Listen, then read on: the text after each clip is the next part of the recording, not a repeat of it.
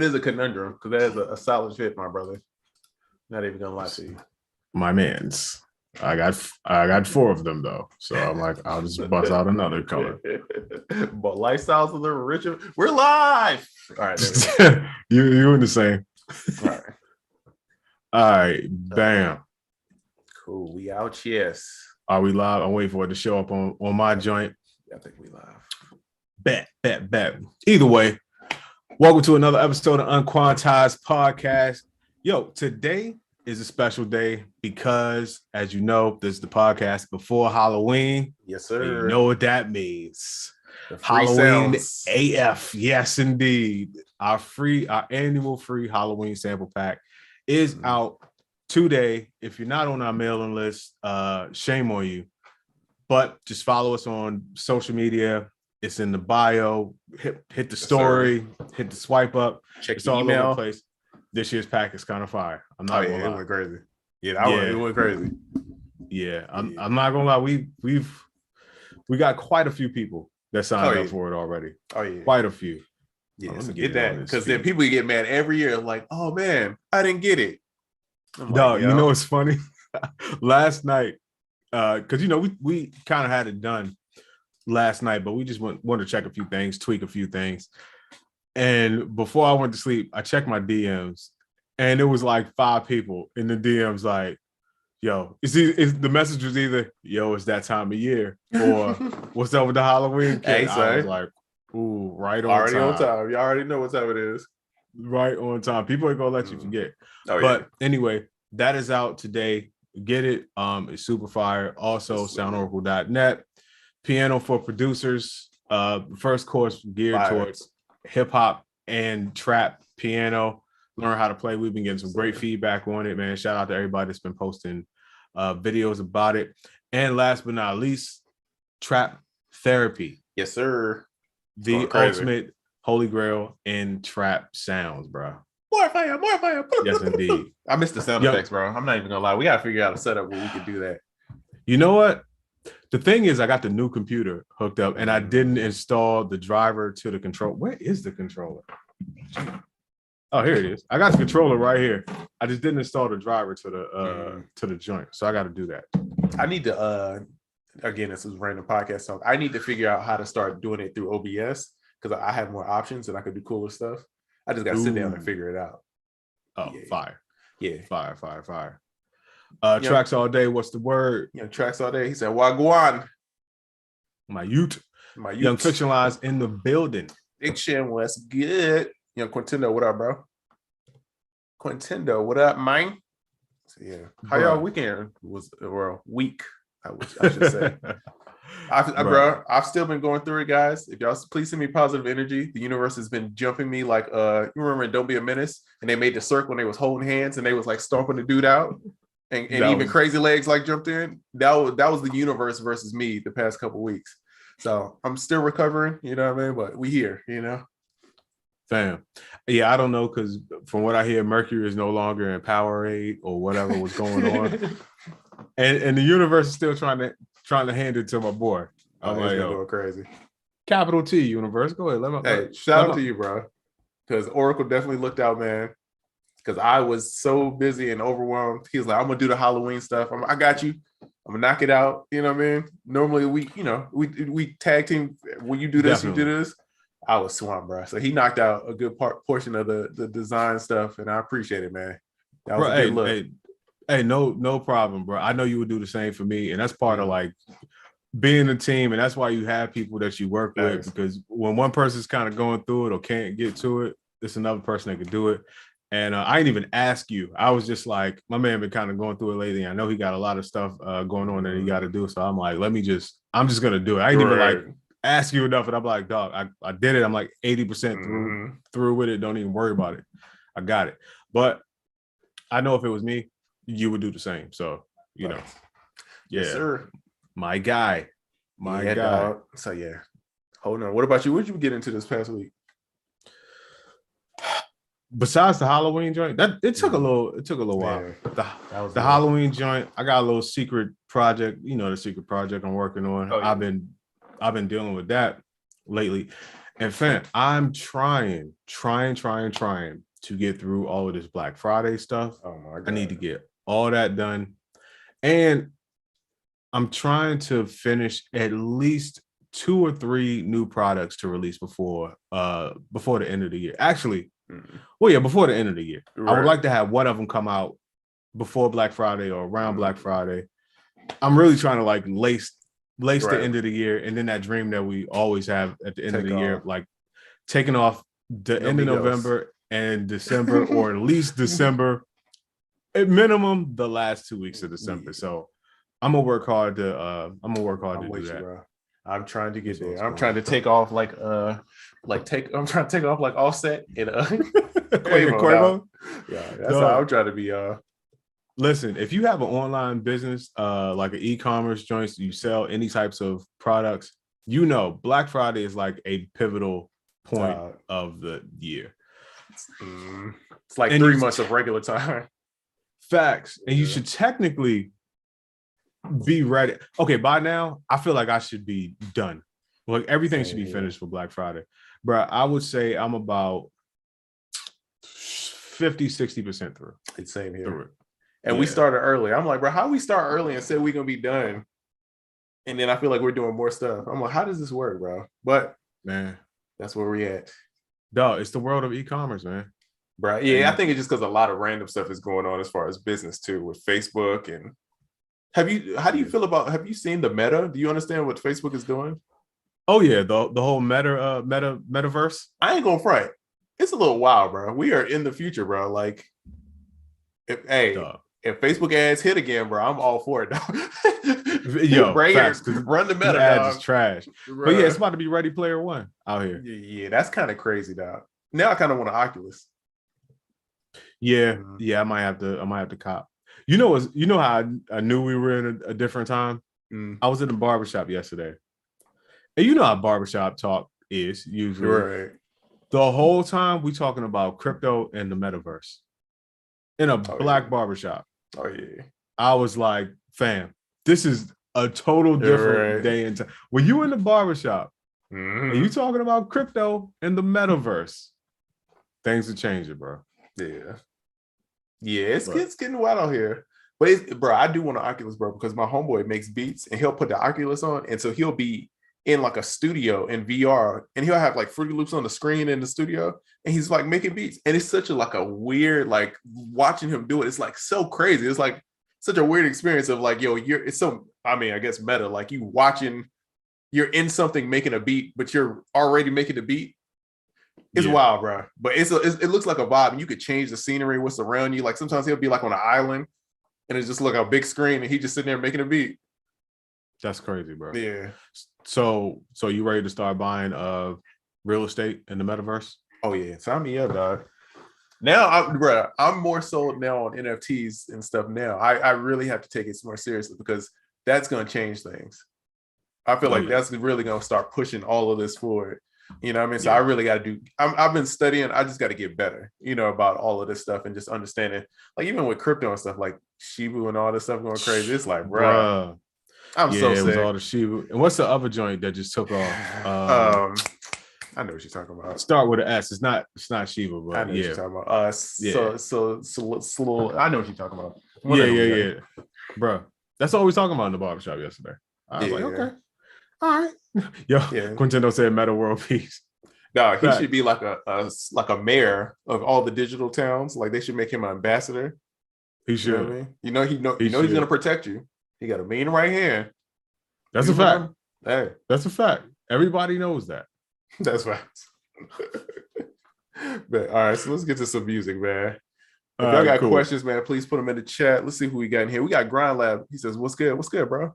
What's happening? Solana. That's what it is. Yeah. Wait. No, it's like Star something. Oh, okay. Yeah. I don't know why Google I don't know what just happened.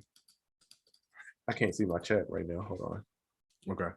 Wait, I'd say Basil. Wait, what just happened? Well, I have a question while we doing that. And it's something that we talked about earlier. You never really hear about artists saying where they purchase beats from. Oh yeah, we was having a good conversation earlier, bro. Facts. Yeah, we should have actually recorded that conversation. But it's funny because it's artists out there, and not everybody knows, like, has an in-house producer. So artists do buy beats online. Mm-hmm. And in the producer community, most of us, a lot of us, like, I want to sell beats online and all that type of stuff. But you never hear artists being like, yo, I cop from this person, I cop from that person. Like, they kind of keep it close to the vest. Right. And I understand, like, maybe why they do that. But somebody got to do some research. Just ask a few artists, like, yo, where do you get beats from?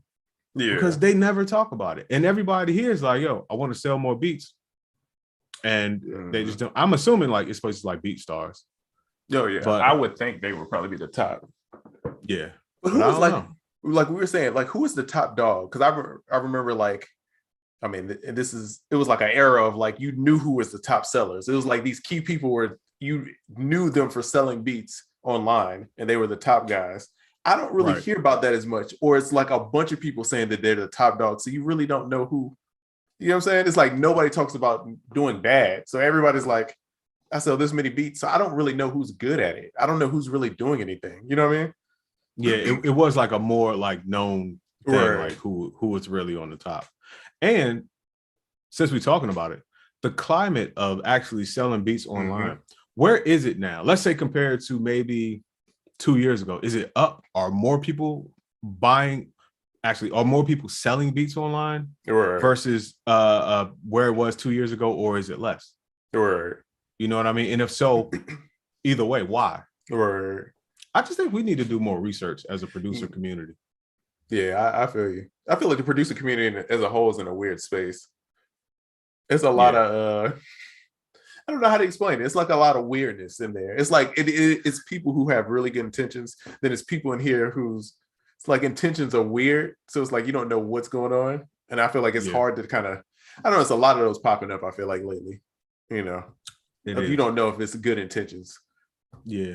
And it's a big divide too. It seems to be people that, like, got it, are making it happen, making some bread. Those kind of been the people that's been doing it the whole time. And then it's the people who are like, I'm just getting started. I'm trying to figure it out. I need to figure out how to sell beats, where to sell beats. But it's not much. You don't hear about a whole bunch in the middle. Yeah. And the people that you're talking about, it used to be a lot of people in the middle. Like, they may not be, like, getting hella placements and or you knew what it was. Facts. Yeah, you can see him, like, making headway, doing that thing. But now it just seems to be, like, up here or down here. And I'm like, what happened to the people in the middle? Is it just not being talked about, not being reported enough, or is there just a big old void? It's kind of like when we was talking about, like, podcasts and stuff. It's like it's hard to find podcasts to talk about what do you do when you're making money and how to get to the next level versus how to start. It's 1,000 of those ones of, like, yo, this is how you start. Yeah. But, like, once you in there, like, what do you do after that? It's not that many that help about that stuff. And I guess it's because it's harder and it's a smaller niche because not that many people are going to get there. But it's still like a void of those spaces where it's like it needs to be some people taking that space, you know? Yeah, that's true. And that was a real good conversation. I think we was having that conversation yesterday. But, like, yeah, everything is like how to start. Right. No one tells you how to grow. And there are a lot of people who kind of want that information too. Us being one of them. We seek and we find our information. But yeah, no one's like, all right, now that you have a successful business, you've been running it for couple years. How do you grow your team? How do you maximize? Are we the people that tell people how to do that? I guess so, bro. We're gonna have to do something. We figure it out because it's not like we know. It's not a whole bunch of places to go, but we kind of, figure it out. We bounce things back and forth, and then one of us will make some growth in that direction and be like, yo, this is what I did. You got something new that you were doing that's really interesting. I'm not going to talk about it yet, but I'm like, yeah, put me on. I'm going to figure out how to do it. And then in the meantime, I'm going to figure out how to do something else. Exactly. Yeah. Yeah, but no one teaches you how to grow. People teach you how to start or they flex on you. But no one teaches you, like, how to grow. That's facts. Yeah. Yeah, it's crazy out here, bro. It's wild times. This is Wild West on the internet. That's why we got to I'm going to be prepared for the meta, bro. I want to be like the dude that like gets Call of Duty a day early and you grind out the badges. So it's like when everybody else get on, like you like a 99. That's me. That's gonna be me with the meta. I'm getting prepared. I'm telling y'all now. Hey, facts. I like where you're going. I like where you're going with this. I like where you're going with that. Let's see. So let me know if there's any questions in the chat, because you know I got my pondering. I got pondering. Let's get it. Let's get it. So we talked about this before, but I saw a post the other day. Music is not quite sticking like it used to. Oh yeah. Like even the top people are not sticking like they used to. And it's not, some people argue, the quality of music has gone down, but that's not true with everybody. And I think it was shout out to All True West, aka Justin Myrax. He posted a comment actually on that post, which was good. And he was like, it has more to do with the people's relationship to music. Like, you used to have to physically go out, buy some music. You used to have to make some choices. I don't know about you, process. But yeah, in that time, I was quite young, so the funds were very limited. So I'm like, dog, if I got $20 or $25 or whatever it is, 4 people could drop on any given day, but I have to make a decision of 1 or 2 people to get. So it was like a real thing, and I had to probably catch a bus or a train to get wherever I was. It was life choices, dog. Facts. So ownership of a physical product, or just ownership of music in general, kind of makes you more connected to whatever you bought, and then you play it longer. Right. Also, radio, which is, I'm not gonna say it's not a thing right now, but it's less of a thing for people. They play stuff longer. You know what I mean? And music now is so disposable with the streaming. You don't really own anything. And I've said it before, it's generations of people out here now that have never, ever owned any music. They've never owned like a CD. Crazy. They never had to download an MP3. That's so wild. None of that. Bro. Yeah, it's just YouTube and Spotify and all that type of stuff. So I think Justin was quite right with what he was saying. It's people's relationship with music. Different. It's so disposable. It's like it's there already. And now people are like, something dropped. It's in my pocket. I might listen to it. I don't know. Yeah. Maybe.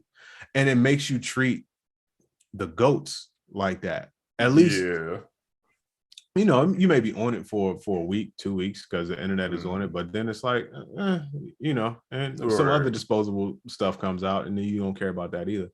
So I wonder if we could ever, with the way things are now, change the consumer's relationship with music to make them value music anymore, because musicians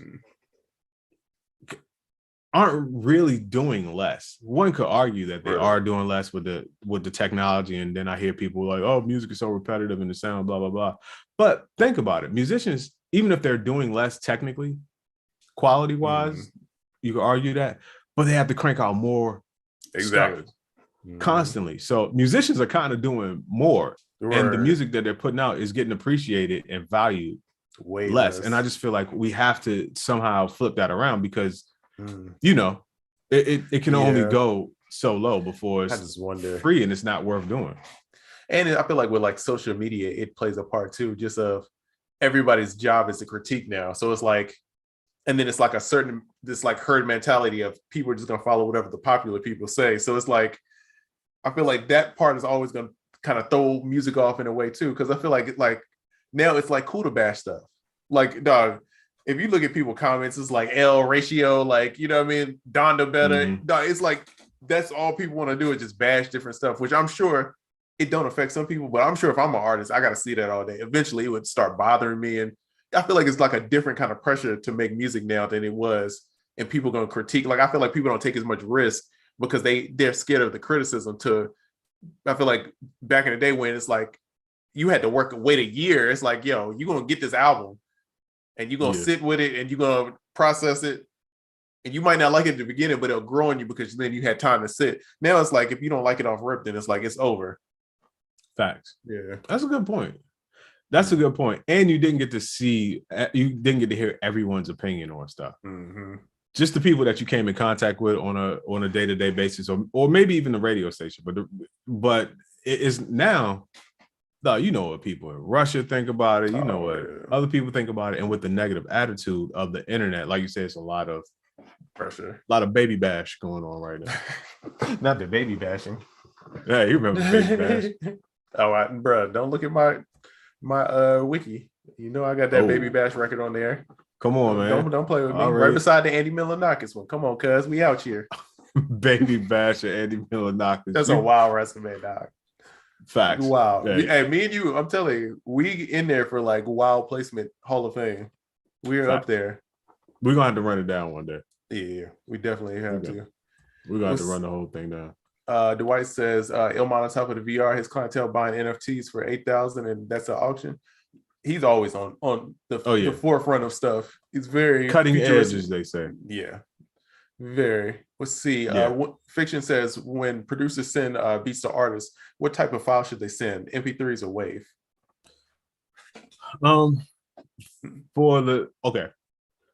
For the sake of space, MP3.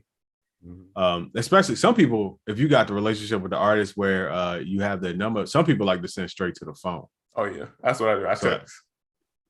Yeah. So that's definitely MP3. But yeah, I would say MP3. And then if they wanted to do more with it, you know, they're gonna hit you up for the stems or whatever. So, but for the time being, just keep it MP3. High quality H2O. High quality H2O. That's some high quality. Don't be hitting with the 128 boys. Oh, you can't do that. Not the one that sound like it's hit with the 40 filter. Facts. 40 trying to take that joint underwater. Fact, it just keep floating though. Yeah. Nah, I'll hit you with a 320.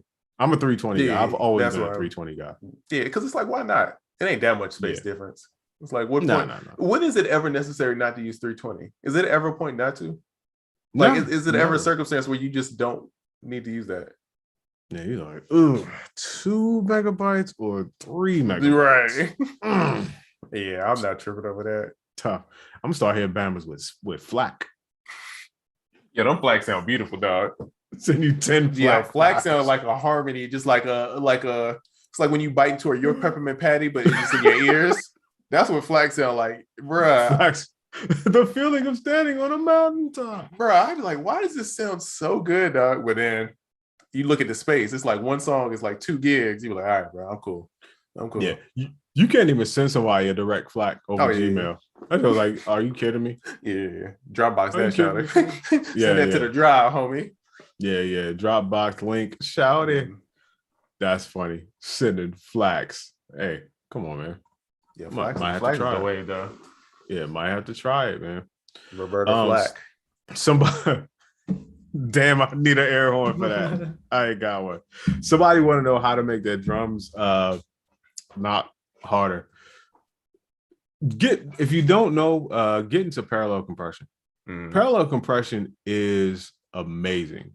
And I'll just give one more tip because I'm not going into the whole thing, but on your drum bus, also cut low frequencies on certain drums that you don't need. Like you're not gonna need the 30 and under on your snare and on your hi-hat and all that type of stuff. So just trim. Make sure your joints don't sound thin, but yeah, trim out the low end on things that you don't need. But for a full suite of how to get your drums to sound dope, man, just hit up SoundOracle.net. Check out the tutorials. It's at least 4 years worth of tutorials and videos about how to get your drums and everything else to sound good. Fire. What was the other one? Oh, tune your drums too. Don't forget that one. That's a good one. Ooh, that's a real good one. Yeah, you got to tune them all. Left on. Bro, do you ever tune your hi-hats? I do, bro. But bro, I was telling Diego, bro, I have an issue with it because I use a little fine tune a lot of times, and I'll sit there for like 10 minutes trying to figure out that one little. I'm like, no, that's not it. And then I'll listen to it. I'm like, all right, no, that's off. And then I spend too much time. I wish it was like a piano, how you could tune it and you could kind of go to something like that. But with hi-hats, you just kind of got to guess it. You know what I mean? Yeah. But that's part of like working. I always talk about working with things that have limitations on them, because it's like certain like older samples or even older programs like to adjust certain parameters. First of all, you only got one parameter. It's like no tune and no fine tune, and things worked in like percentages, or you get this dot, that dot, this dot, or that dot, and that's it. That's all you get. Yeah, you can't really get as precise as you want with those things, but you work way faster because it's like, fam, I got four options, right. and instead of like everything from 0 to 100. Right. Yeah. Yeah, no, that's right. Yeah, pitching the drums though, it's the way, bro. It's weird how like it makes such a difference though, because when I hear songs when I could tell they didn't pitch the drums, it feels like it's just like the drums don't feel in place. Like it feels like something's wrong with the beat and you can't put your finger on it. And it's like, oh, you just tune the hi-hat a little bit and the snare. And it's better. It's not even that they pick bad drums, it's just the tuning of them. Just a little bit off. Yeah. I did an MPC tutorial video today for somebody. And shout out to them. Shout out to MPC. I didn't notice because I haven't used my MPC in a little while, but I have been updating it. Dog, did you know in the new, I think it's 2.1 that they're on update, it'll in the sample edit, it detects the key of the sample now, like Serato. Oh, that's fire. It's super fire. You know, and when you pitch it, tune it down or tune it up with this, it follows the, you know, it'll tell you what key it's in every time. So they got the super easy time stretch now, and they also got the detect the key joint. I was like, oh, fam, I'm about to hop back on this MPC real fast. This is crazy. So much time, bro. Ooh, super fire. You know, I told you it was an issue with Serato sample. Sometimes you drag the sample in there and it detects the BPM wrong and you can't fix it. Yeah. Bro, it's an extra step, but I figured out what to do. Oh, school.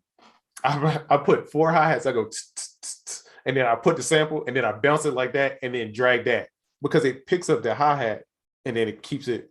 You know what I'm saying? So I'll open up like a session, just put almost like a metronome in the front of it and then drag it in there and then chop from there. And it works perfect after that.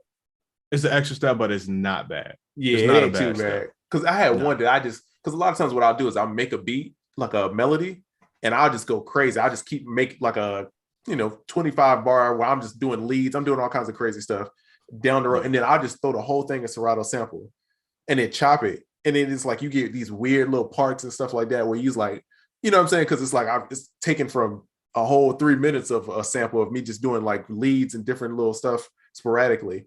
And it would be so annoying when he wouldn't get the BPM right. So putting that in there, it saves so much time of trying to force it because you can't like manually nudge the BPM. Which that's the only thing I don't like. If they could do one update, that would be a thing. It should be a thing like that. Just a little. There's certain things that it doesn't like. I can't adjust the start points of anything like by MIDI.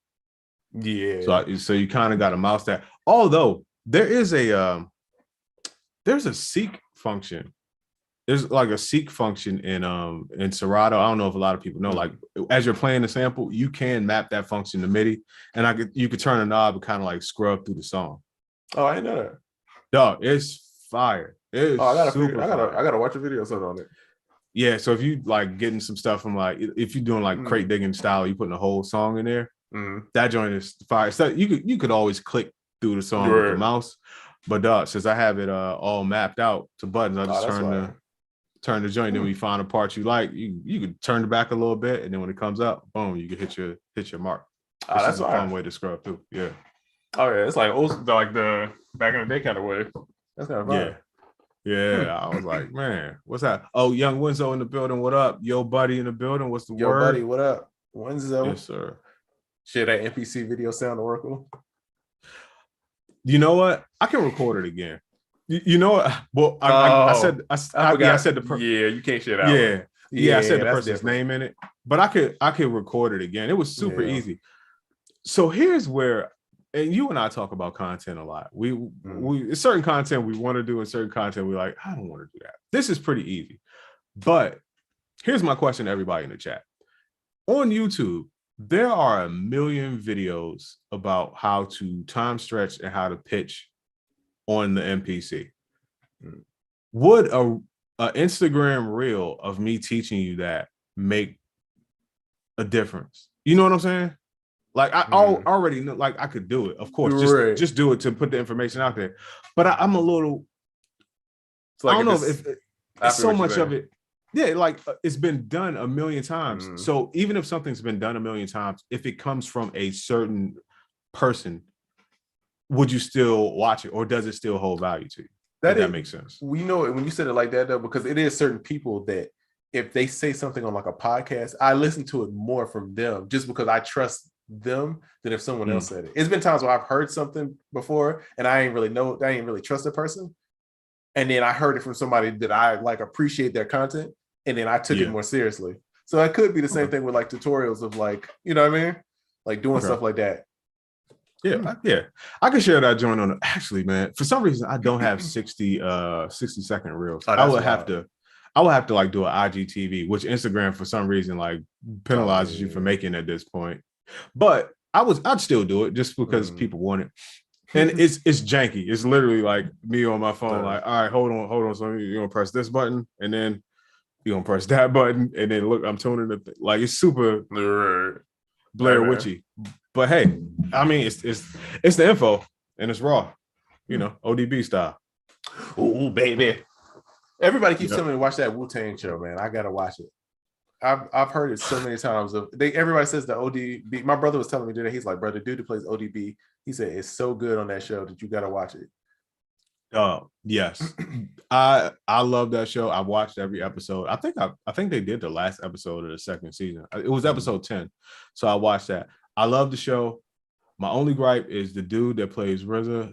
The voice is not and I know enough. It's, you know, and I'm not here to like, first of all, homie's a great actor on a great show that's doing a million things. I'm not here to like bash anybody, but my personal opinion is he's not nailing the voice. He's a good actor, and it's hard to nail RZA's voice, but you just got to see it. It's kind of weird. But overall, man, the show is dope.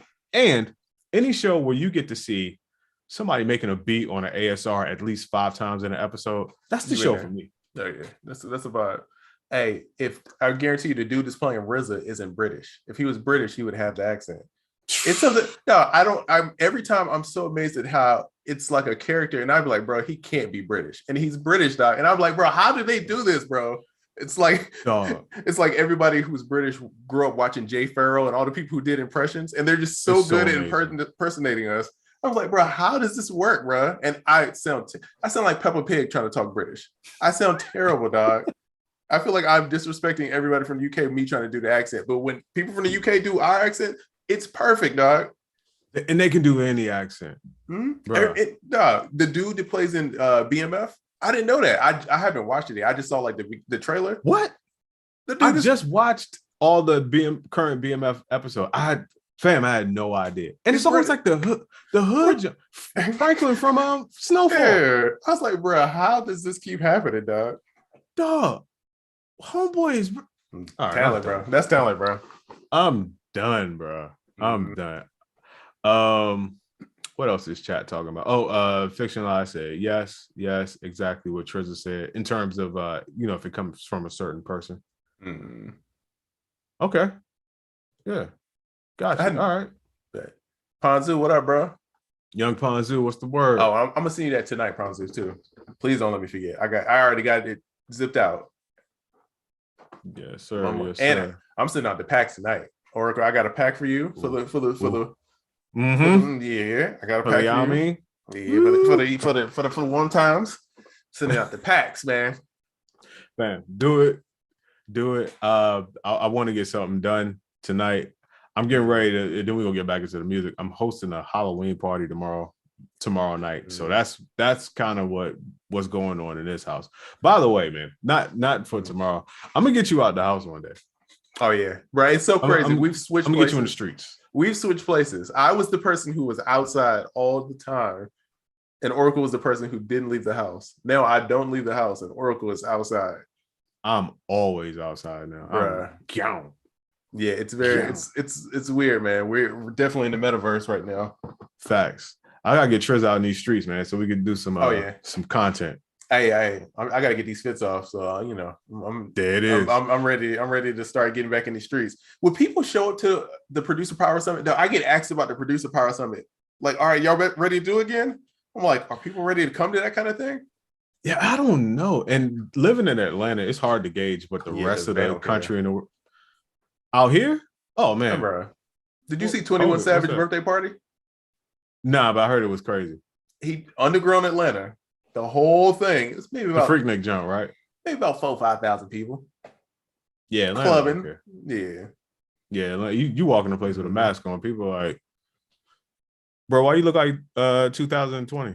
What's wrong with you? What you doing? Dog, somebody was looking at me like I was crazy. I was in the barbershop getting a cut, had the mask on. They looking at me like I'm crazy. I'm like, bro, let me do me, man. Let me wear my mask, man. Let me just feel comfortable. I'm a germaphobe. I freak out about stuff like this. Just let me do my thing. You know what I mean? Yeah, I'm still mask up, but I'm out here in these streets, and I am going to get you out in these streets. Oh yeah, I'm with it. I'm not opposed. I'm about to kidnap Triza. I'm just gonna show up at his crib, like, get out in these streets, and I'm gonna jab him with a needle. I'm like, you gonna be all right. Come on. It's gonna be like Squid Games. I'm just gonna sit in the van, look around, everybody knocked out. Thanks. That should have been his first thing. It's like, bro, if I get in the van and everybody knocked out like that, and they had that good sleep, like that toddler I've been playing all day sleep. He was just looking like, well, it is 3 a.m. I guess they are tired. Well, my man said, hey, how everybody doing? Nobody said anything. I would have hit the door. Okay. All right, something's going on here. Yes, Mr. Griffin. He says, Halloween kit. Yes, sir. Oh, you already know. Go to the gram, my dog. And I know you on the mailing list, so you definitely got it. You got 2 emails today about it for sure. Yo, by the way, my plan, I was gonna come on here since this is the show before Halloween. I was gonna wear not a costume. I had the whole Squid Game tracksuit. Oh, bought that joint. I was diligent too. Like, as soon as the movie came out, I found that joint, bought it online, and fortunately, it was like, oh, yo. Fortunately, I did that because it's going to take like a month to get to you. And it did, almost a month. Got that joint.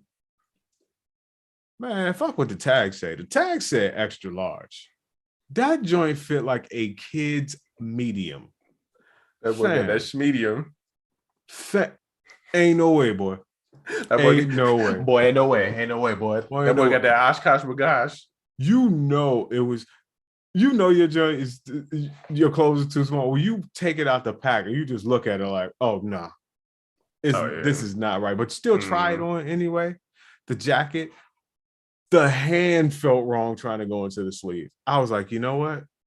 Nah, this ain't it. So I got the whole joint upstairs. And what's that? Yeah, I'm finishing that joint back. You can decorate it's fire too. You can make it as like a scarecrow. Or like a decoration, you know what I mean, for Halloween. You still got a little time.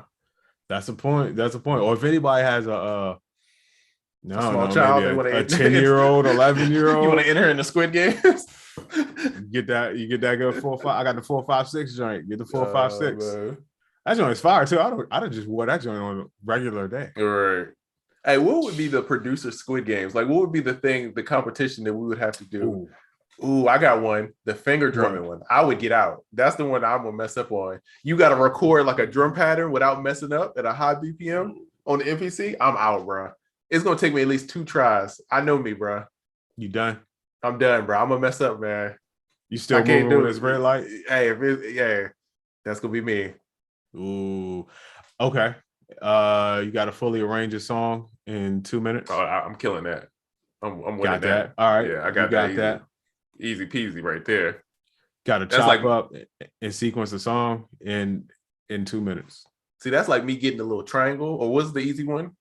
You know what I mean? That's like me getting that. You know what I mean? Yeah, it's the easy shape. I could do anything arrangement. We there. That's light work. You know what I mean? Anything time based and like musicianship, like, oh, I'm trash. Play on the drum set. Oh, I'm out of here, bro. So we gotta team up because I got the time based stuff. And you handle the arrangement stuff. Yeah, we good. We good. Oh, just don't hit me with the switcheroo like old boy did. You know what I mean? Oh, that was cold. By the way, if we're spoiling anything on Squid Games for you, it's your fault for not seeing it at this point. Yeah. Yo, by the way, also if you're triggered by us spoiling Squid Game for you, Bruce Willis is dead in 6th Sense. Just want to let you. You know the crazy thing, I've never seen 6th Sense either. Oh shit, I've never seen it. But hey, if I ain't seen it by now, you know, man, damn, that movie came out like 20 years ago. Yeah, I have no idea. I know what it is, but I have no idea what that movie is. Oh yeah, man, it's all good. Kicksnare says make an entire song with no BPM, has to be on beat. Ooh, no metronome. I'm out of here. Oh, that's a good one. I'm gonna be sounding like them old James Brown records. That float, bruh. Woo. Triza has to use Reason. Ooh. I'm passing that. Just won't leave that boy alone. Just won't passing leave that boy alone. I'm passing that, man. Now they have VSTs. I've been leaving them alone. You know what I mean? Yeah. Dog, that make entire song with no BPM still has to be on beat. Yeah, that's tough. That's crazy. No, I hate DJing. Like perfect song is Before I Let Go, Frankie Beverly and Maze. When you play that song, if you play the original version, it drifts. So as a DJ, it goes from 113 to 115 in the middle of the song.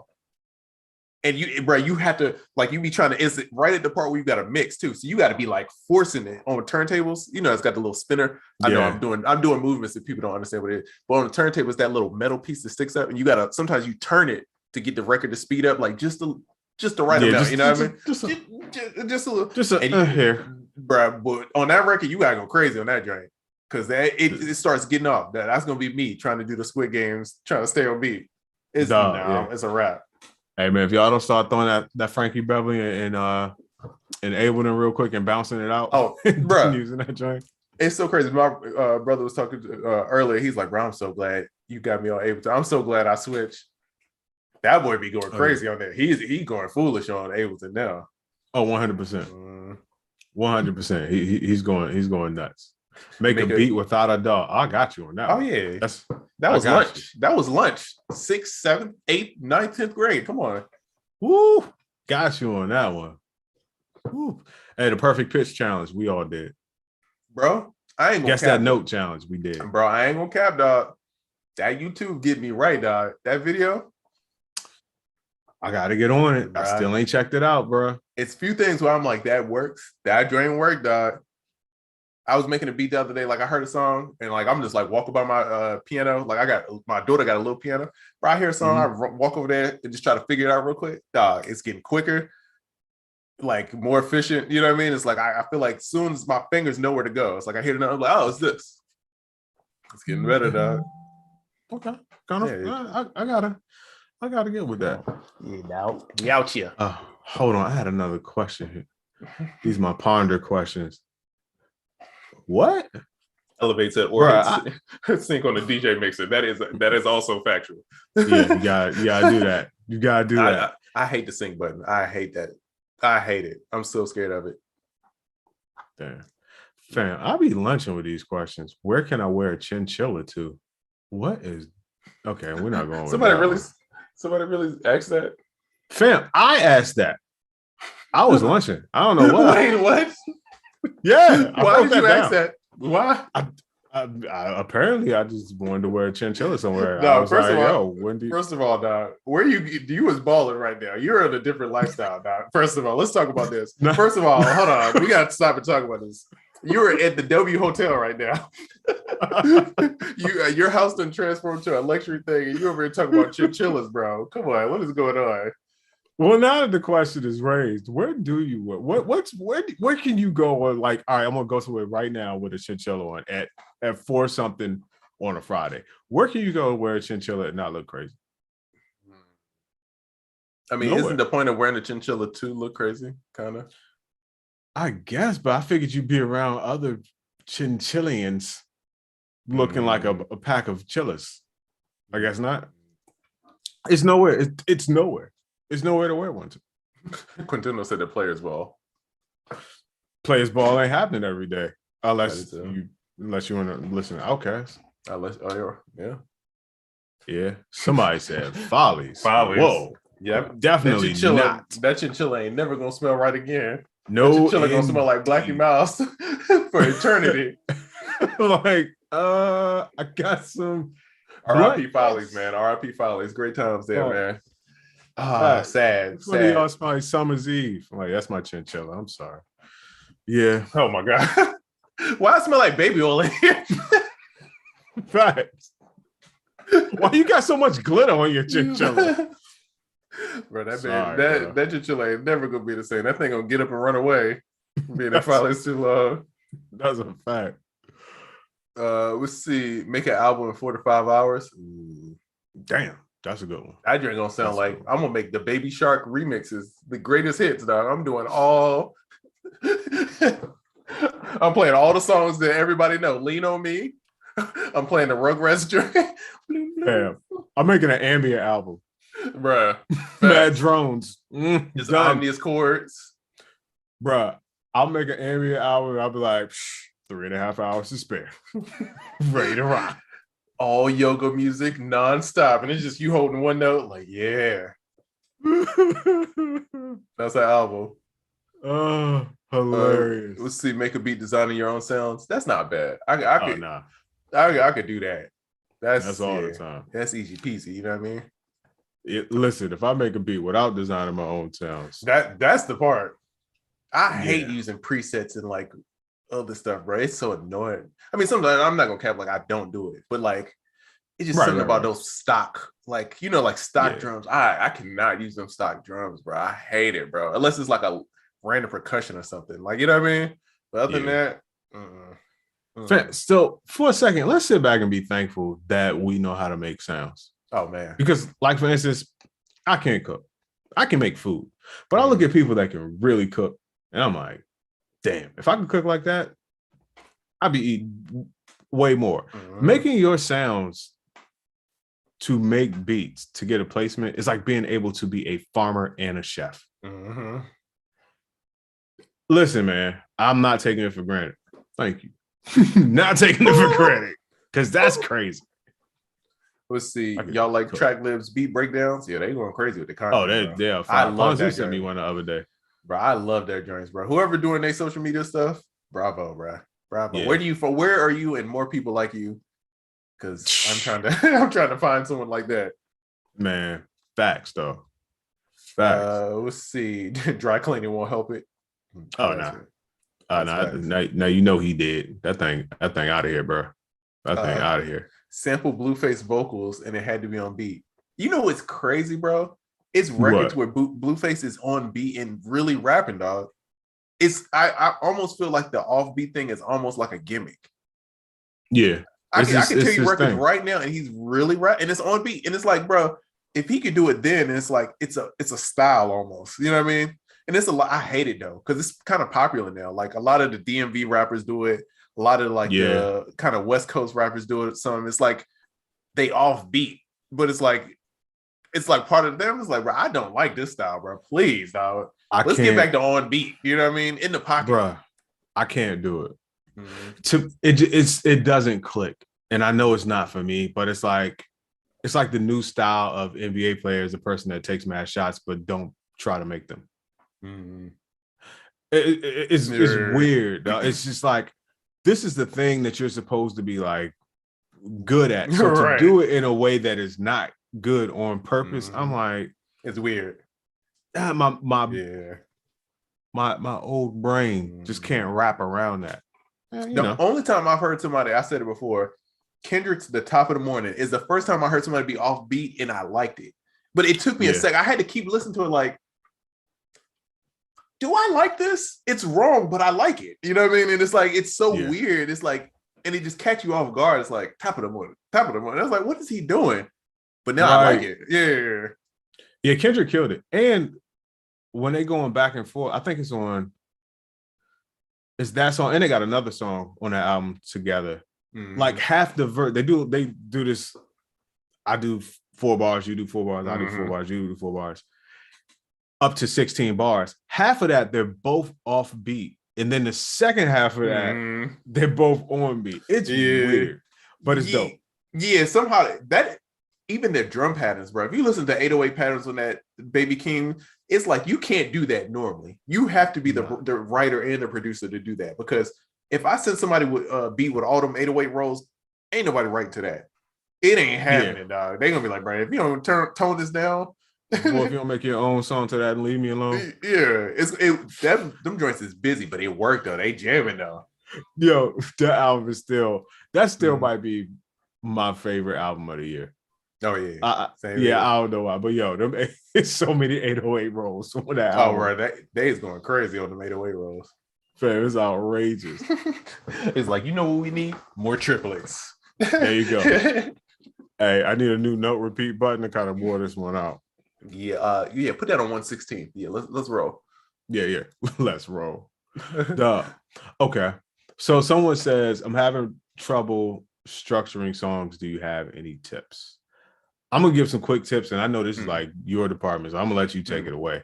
But I'm like, look at songs that you've structured before, and just learn from those. Listen to songs that you like, and or songs that are killing on the charts or killing wherever you appreciate music. See what kind of structure they're using, and you can like copy tastefully, copy those, and then arrange them, put your own flair on them. But I actually have written down, I should probably put this somewhere digitally, of like formulas for structuring a song. It'll be like 2 bars of this, 4 bars of that, 8 bars of this, 4 bars of that, and it's about 12 different structures that if I'm ever having a problem, I could just like kind of go down the list and do one of those structures, and then just like plug and play and change as I want. And I also have an Ableton template where I have certain markers. So like the first part of the linear side, maybe the first 32 bars is just for making whatever, and then after that there'll be like a verse marker, chorus marker, intro marker, that type of stuff. Right. And I could just switch them out according to the different formulas. Yeah. Let's see. What I would say the key couple things is don't add and take away too drastically. I feel like when you take away too many things and add too many things, it's such a big change that it feels weird a lot of times. Like, you know what I'm saying? It's like, it's hard to keep the rhythm and the bounce. You got to be really particular about how you change, because it changes the bounce of the song. I feel like when you make drastic changes in arrangement, you know what I'm saying? Like, I feel like people be like, man, it doesn't transition well. And it's because there's too many jumps. Like, I feel like it's different in pop, but like Max Martin always talks about introducing like one element at a time. Like, that's like how he does it. It's like, this is the chords, the beat, then I'm gonna bring in one thing over here, next thing, then I'm gonna bring one more thing, and then the hook is gonna be full. You know what I'm saying? But they keep it simple for your ear, because you got too many things going on. I feel like you get overwhelmed. You know what I mean? So that, and then just arranging for songwriters. Think about the artist being on top of it rather than just making a beat that's just like a loop, which is cool at times. But like you want to me, I always want at least people to know the transition. Like, this is a section, this is a section, and it's like increasing the energy. Okay, from here, the energy is going to increase, or it's going to drop back some, depending on the vibe of the beat. You know what I mean? Like, that's what I want. I want people to know that it's a clear transition. And I mean, it's a lot of ways you could do it. Like, removing the kick on the verse is a cool thing. I like, like if you got a kick on the hook, and then in the verses you take the kick out, it like adds to me. It's like a cool little bounce. Lately, I ain't been using no kick, so it's like, that you had to change it up now. You know what I mean? It's different little things. But yeah, for me, it's just like taking one section and then making it different from the next section. Even if it's a loop, I'm like, how do I make this section more unique than this one? Fact. And keeping the same elements though. That's fine. And we can't forget one of the biggest tips that we've ever given on this show: make beats to acapellas. Boy, hey. If nothing else works, make beats to an acapella. You'll be surprised how well you can arrange a song when you have an acapella going on. Fact, bro. I'll make a deal with somebody. I'll supply a couple if they warp them and BPM and key them boys. No, because that be the point. I just don't be having time. I always forget to warp new ones because I like to have them warped. So all I gotta do is just drag it in and then drag the end.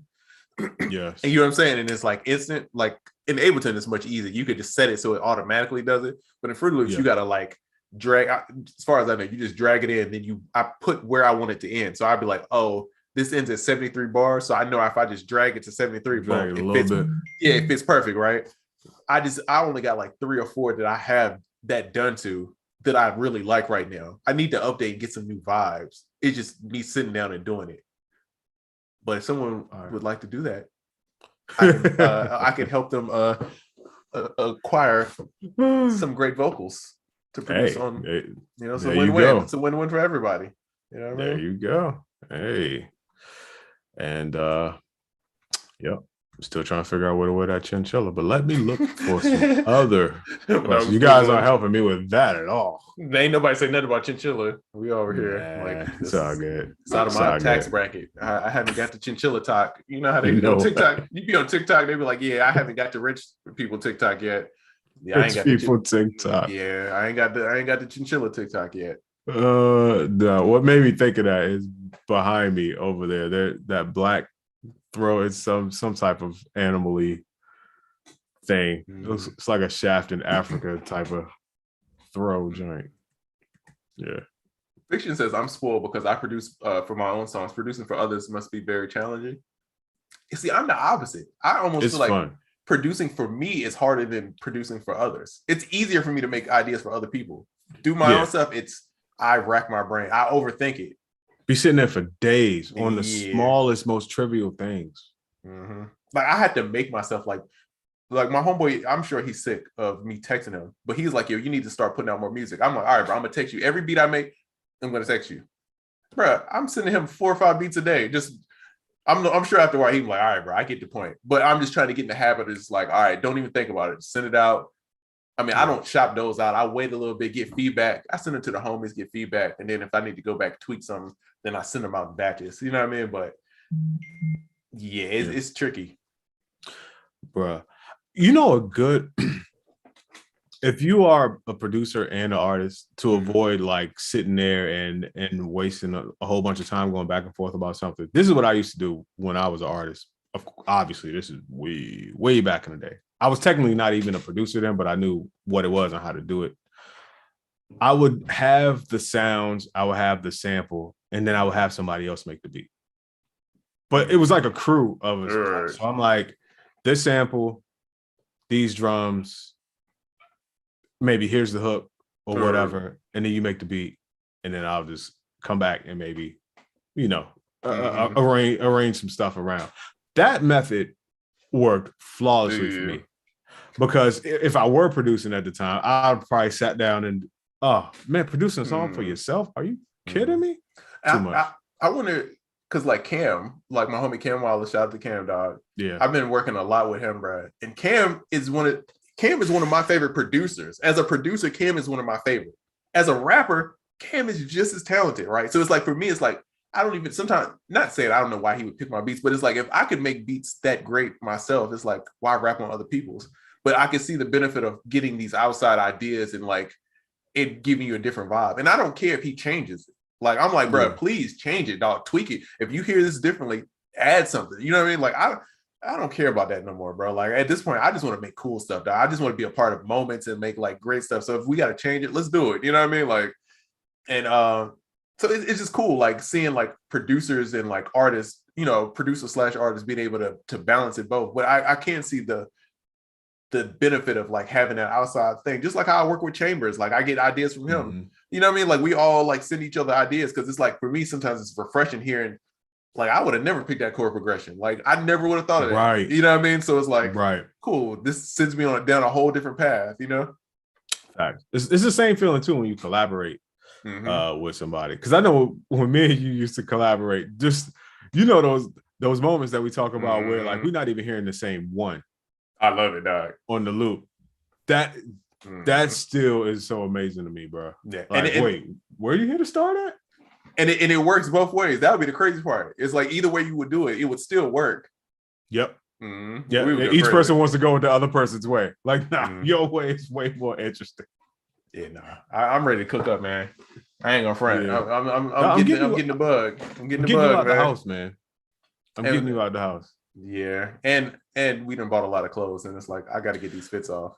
And I want to do content. I don't want to do content in the house, bro. I want to be in the studio and be out, man. So, dog, we could go to we could go to 10 Lizzie and have lunch and film it, and that would be great content. I'm convinced of that.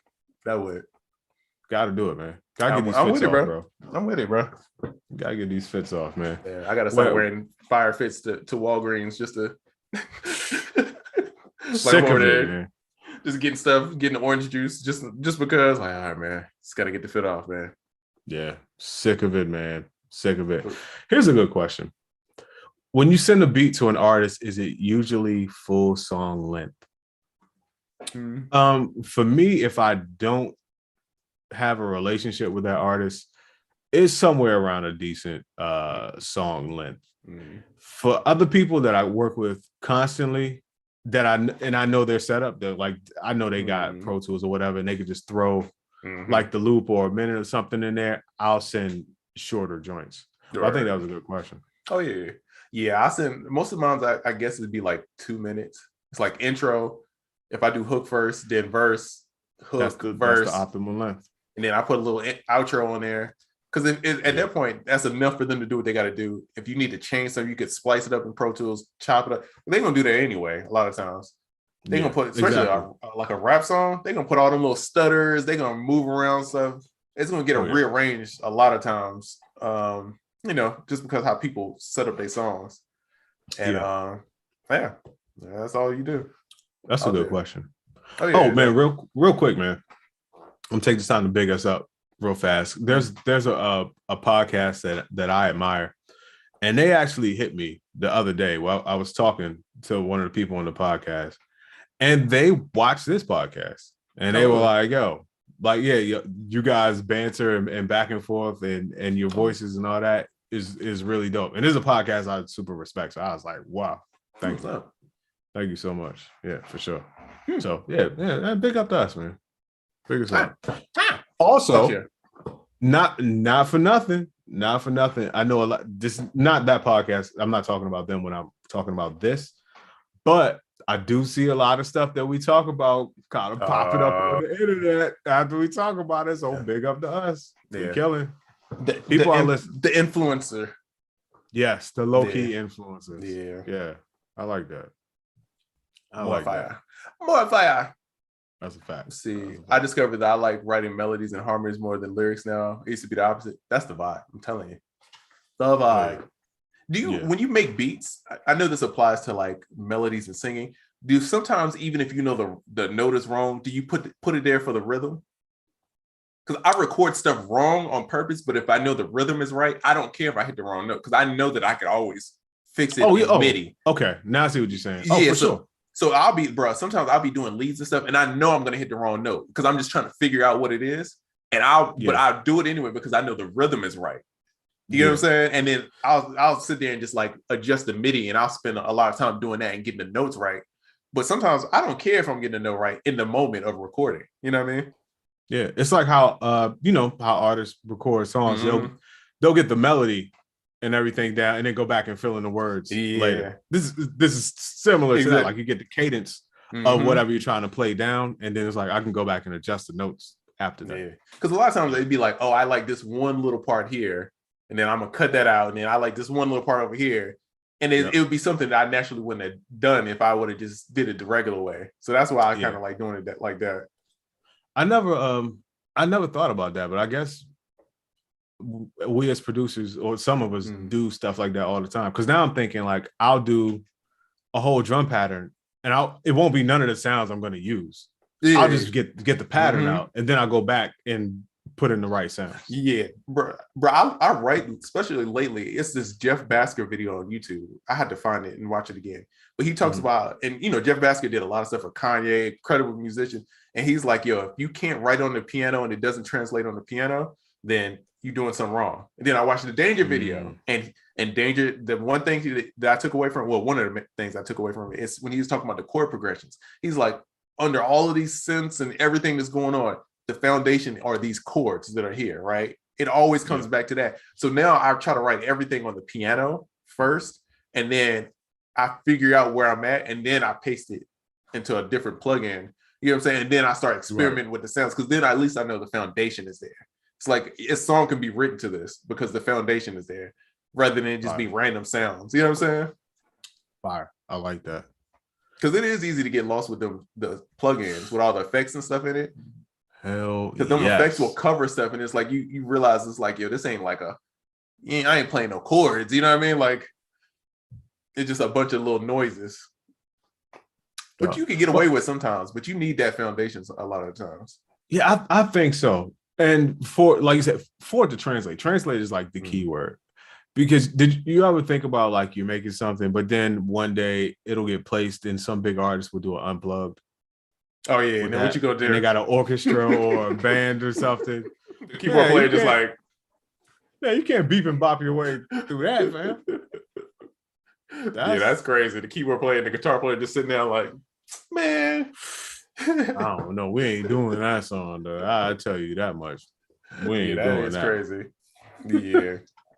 Well, I used to never like when I first started, because I was like king of making these weird melodies, and they would be in key and they would be right, but it's just like, again, I wasn't focusing on the foundation of the chord progression. And that would be it's like people were right, but then sometimes I would get these records where people didn't want to write to them. And I was like, what is the difference? And then it's like, all right, cool. Because I've heard, bro, it'd be beats to be the melody literally just be the chord progression. It just, you know what I'm saying? It's like just holding the notes, and they be hits because that foundation, you get so much room for the songwriter to do whatever. It's like, you know, you could have that, but it's hard to do it the other way without the chords, if that makes sense. No, that's fire. Let's see. We got a user question from the email.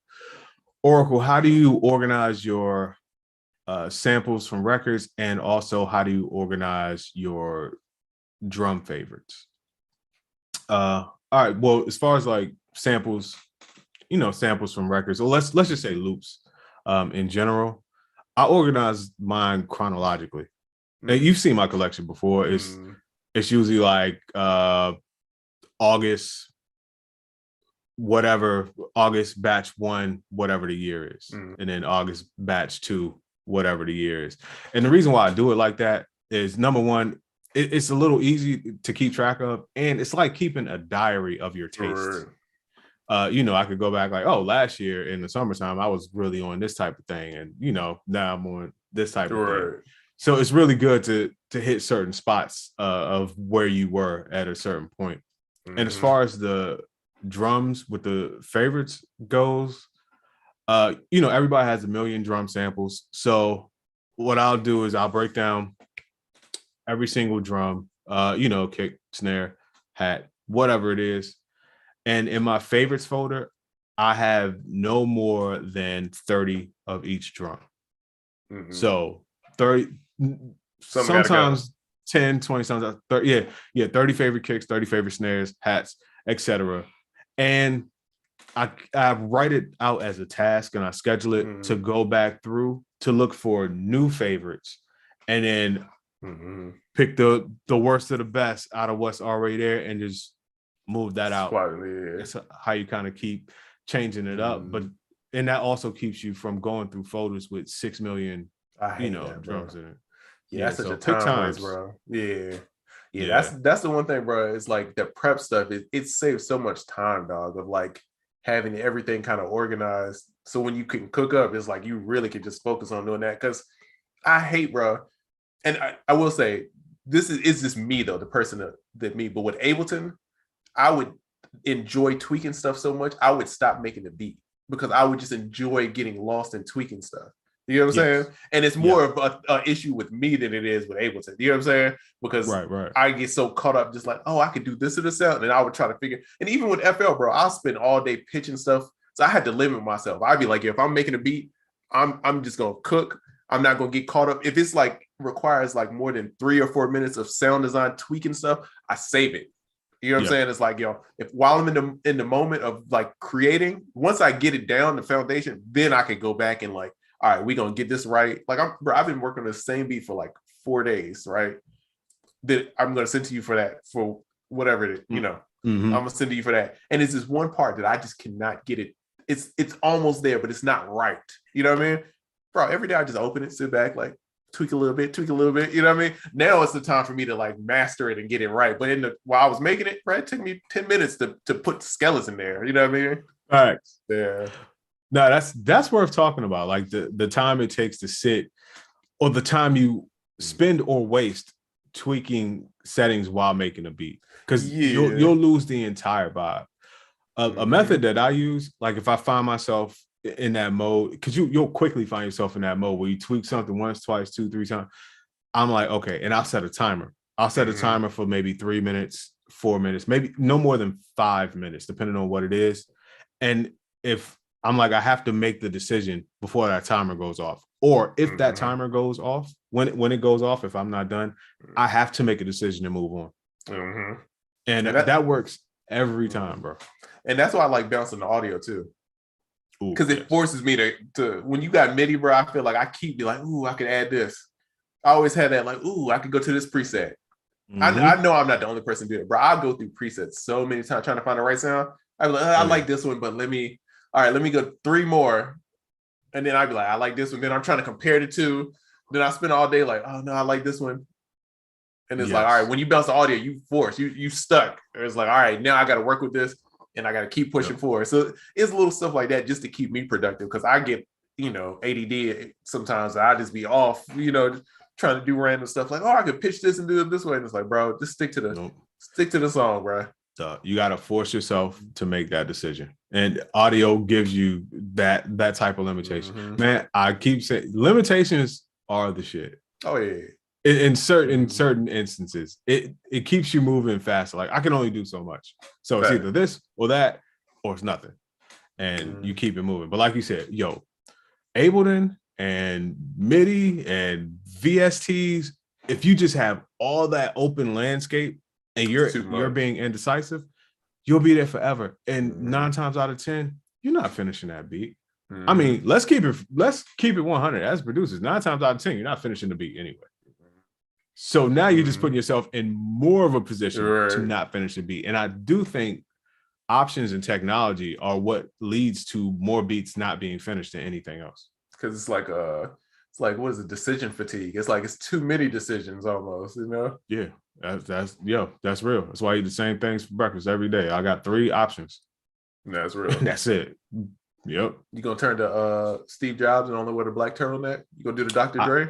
I used to be that with the clothes. No more. My dog said, no, you either. I was never committed to that lifestyle, my brother. Yeah, I was, but I don't know. You got me out here doing what I'm doing. I see you over there, chain hang low. But anyway. And we got the UnQuantized, exclusive, unreleased. Fire merch. Is that the GOAT himself in here? Is that Young Legion? Oh, is he in here? Yeah, I believe MIDI Money, Young Gabe. What's up, my brother? MIDI Money in the building. So everybody know Young Gabe. I was about to say spam those hearts, but we're not on Instagram. But we gotta get emotes. Yeah. Hit Gabe with a thumbs up. Hit him with some fire emojis or something like that. I know he gave a fire webinar last night. Oh yeah, fire. I think both of us actually sent out emails about it. And also, there's a couple people here that are artists. Gabe is doing something dope. You might have caught it in my stories. I'll post it again. Mm-hmm. You can win a feature with Tech9 and a lot more. Listen, better take advantage of that. I posted that, and then I posted something after that too. Listen, some people out there with your cool ass, some people are super cool, like, win a feature, man. Do you understand who Tech9 is? That's what I'm saying. The GOAT and the influence. Fam. Come on, dog. Yeah, that can open so many doors. So listen. There were a lot of people that did respond, a lot of people that wanted to jump in it, and kudos to you. But for certain people that are on the fence, but deep down in the back of your cool ass mind, this will change your life or could change your life. Turn up the heat, stop being so cool, and go on and get that. Shout out to Young Legion, man. One of the few people, it's certain people that is like I will honestly say, like, I really respect their opinion. He's one of them, like, super smart dude, bro. Like, always good. Like, it is very helpful all the time. Like, bro, always gives me advice, looks out, bro, all the time. So shout out to Legion, man. Helped out tremendously, bro. Facts, though. Tech is a legend. That's facts, bro. Tech is definitely super legend. And I put, like, arguably the most successful independent artist of our lifetime in this culture. Oh, definitely. And independent with a capital I, because he was one of the first people, and I remember being young listening to Tech9. He's one of the first people that I ever heard talking about being independent. Like, for real, I mean, no, this is like I want to say like Master P and all of that. Mm-hmm. So yeah, shout out to the legend. And one of my homies like does some production work for them, bro. The common thing he always talks about is how great it is to work with them. That was his thought of like, yo, if everybody was that easy to work with, production would be great as far as like get paid business and all that stuff, working with the artists and stuff. Because I know he fly in, he do a few sessions out. Yeah. He said, man, it's the coolest like vibe. I was like, bro, that's respect. You know what I mean? And he's picky. He's one of the, you know who I'm talking. You'll know who I'm talking. I know exactly who you're talking about. He picky about that. So it's just cool to know, like, also a good rapper, but then also does great business. That's cool. You know what I mean? Yeah. Listen, man, being a great person, or at minimum, just not being an ass, being a great person and doing great business, that will take you way further in this industry than your talent. That is for sure. When people can bring your name up and nobody got real dirt to throw your name at all, and people like, yo, got paid immediately if there was money owed, and not just the vibe in the studio and all that type of stuff, more people will suggest you to other people and you'll be invited more places. And I did a tweet the other day, and I may send this out as an email for some people that need to see it. But you just never know. Like, don't be afraid to take opportunities, because you never know what opportunity is going to put you in line with the people that could change your life. Oh, yeah. You know what I mean? And part of that, and part of the reason why my life has changed several times over, is just being in those places and being suggested by other people, because they're like, nah, it's just a great dude, talented as well, but, you know, real nice, blah, blah, blah. We hooked up because of Jay. Jay's a good dude. I was a good dude. You were a good dude. Jay put us together. You know what I mean? So, you know, don't get out here. Don't be too cool. Don't be on your high horse. And just do good business, and you'll be surprised. And treat everybody like that big person that you want to be around. Like the opportunity may not be that big, but when you're working with those people, you know, you get out there, you do your best, you give 110%. And treat everybody like they are Beyonce or whoever. Man, if you don't learn anything else from what we're saying today, do that, and you'll be surprised how far it takes you. So Legion, he says his post on IG to 1 million followers did more for our contest than Snoop posted his 50 million followers for our contest last year, which is interesting. But it makes I can see why, because to me Snoop is Snoop. It's like Snoop and Shaq are in this territory of they're just brands. They're just like beyond Papa John's. Yeah, they're just like in another stress. And so I'm sure a 50 million, only a small fraction of his followers are like actual rappers and all this. Snoop got, you know, people who like Martha Stewart. He got all kind. Tech Nine, I'm sure out of that million, Tech's fans is like loyal, bro. That fan base is crazy, bro. So like, I'm sure, bro, if he posts about it, they gonna follow. Yeah, and they know he about his business. Not like Snoop or Shaq aren't about their business, but it's always no nonsense when you hear about Tech Nine. Does he have I remember watching a documentary. It was a short one about like him doing merch with Tech Nine. Yeah, and this was a couple years ago. I wonder, does he have a documentary about like the whole label and stuff? I would love to see that, bro. Like, I would love to learn more about like him and his business mind. You know what I mean? Yeah, like the merch game and buying compounds and building everything in house. Yeah, it's just crazy. Like, I would love to learn about it, because that's the stuff that's like we hear about Master P, of course. Then you hear about like who else is like that. I mean, Birdman in a way. Birdman, yeah. Why everybody when we brought up everybody? Why do we say that? But I guess you hear about them so much. Yeah. But I just don't think of Birdman in the inspirational kind of way. Like, you know what I mean? He is, but you get what I'm saying. Like, Master P is out here doing Instagram, encouraging people. I don't see that from Birdman as much, but you get what I'm saying. But yeah, it's dope seeing that from rappers and stuff like that. So I would love to learn more. So I'm actually going to look that up afterwards. That'd be a fire doc if it don't exist already. I think you wanted something there, sir. Man, it's certain people that I be wanting documentaries about. I be wanting to know, but it's like people don't be, and I be like, they be the most interesting people, dog. ICP got hardcore fans as well, bro. Crazy, bro. I want to understand how that happens, bro. Like, how do you cultivate that culture You know what I mean? Like, how do you grow that? Like, what's the keys to that? Because it's crazy to get people to follow something. It's difficult, bro. To get people to believe in something, it's difficult, bro. You gotta really have a message. You know what I mean? And to get people that dedicated, you gotta applaud it. You know what I mean? I'm gonna go out on a limb and say it's great product, some sort of charisma, and consistency. I think with those three things, you could at least start to build that genuine following of people. But it's a combo.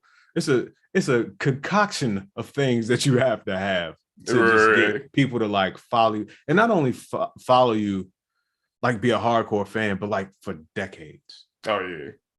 That's something different. I mean, you look at the Grateful Dead and just, you go into the old school rock when you think of those types of fans and those types of people. But it's people that were kids that love the band and they still follow this band around every year, all the time. And they're like 60, 70 years old and they will never not go see this band. That's the type of followers I want. What is that for producers? Like, I feel like it should be something even for older producers to where we could like still like support them. You know what I'm saying? Like, because it's producers that I love this stuff, right? And it's like, I feel like with music always isn't the best way to support because it's like it doesn't always translate to, you know what I'm saying? Like, what is that like for like?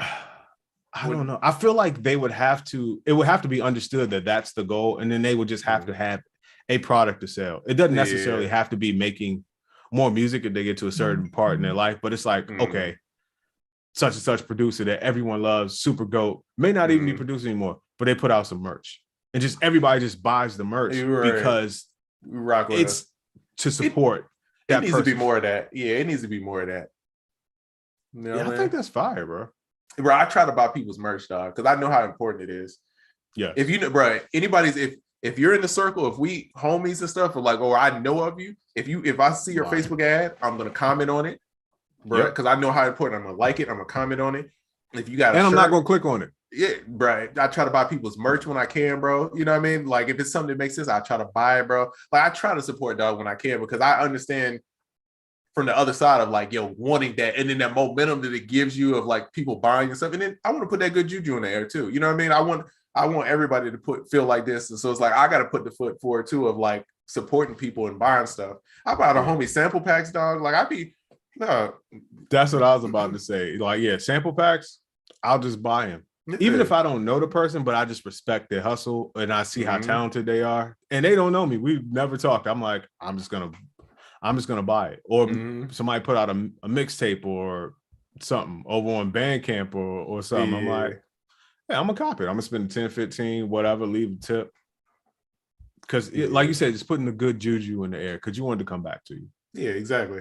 Like I would love somebody, because man, like Shopify people give you tips. Stuff. People will like write nice messages and stuff. I'd be like, bro, like I be paying attention to that. It's like, bro, that's solid. You know what I mean? That's real. So try to pay it for it, man. Facts. Shout out to anyone that's ever bought anything from us and also left a tip. Oh yeah, on Shopify. Shout out to you, real MVP. Man. Yeah, man. Praying hand emojis. Know that probably went to some Jameson or something of some sort, and it led us to spill some more gems. You know what I mean? There you go. It goes back to the cycle of life. You know what I mean? There you go, son. There you go. Hold on. Let me check the. Okay, we good. We good. Wenzo said been working on Amazon and website stuff so much. Haven't been making beats. I feel it. Hey, you gotta get that Briz ed sometimes. Yeah, that sounds like money. You know what I mean? So hey, listen. Sometimes you get into that administrative or money mode, and we talk about it all the time. I know Triza often brings it up. It's difficult to go from that administrative mode to that creative mode and bounce back and forth. You got to find a balance. This balance I've got Monday through Wednesday, I pretty much do like business stuff, but Wednesday is like half the day is like I'm making beats. Thursday it's pretty much me make beats all day. Friday is do the podcast, do like any like consultations and stuff like that, and make beats. You know what I'm saying? Like it's like I pick my days to be creative that I know is like, all right, I could be creative. And then I give myself time that's like if I have to. But at the top of the week, if I do all the business stuff, I could kind of delegate. And most of the time, people can kind of handle it from there. And I don't have to be in it as much if I do it efficiently at the top of the week, So Facts. Yeah, I will say this. It's better to do the business stuff first before the creative stuff. I always do that. I'm like, in X amount of time, I have to get the business stuff done, or else it's gonna haunt me when I'm creating. I'm gonna have to do that.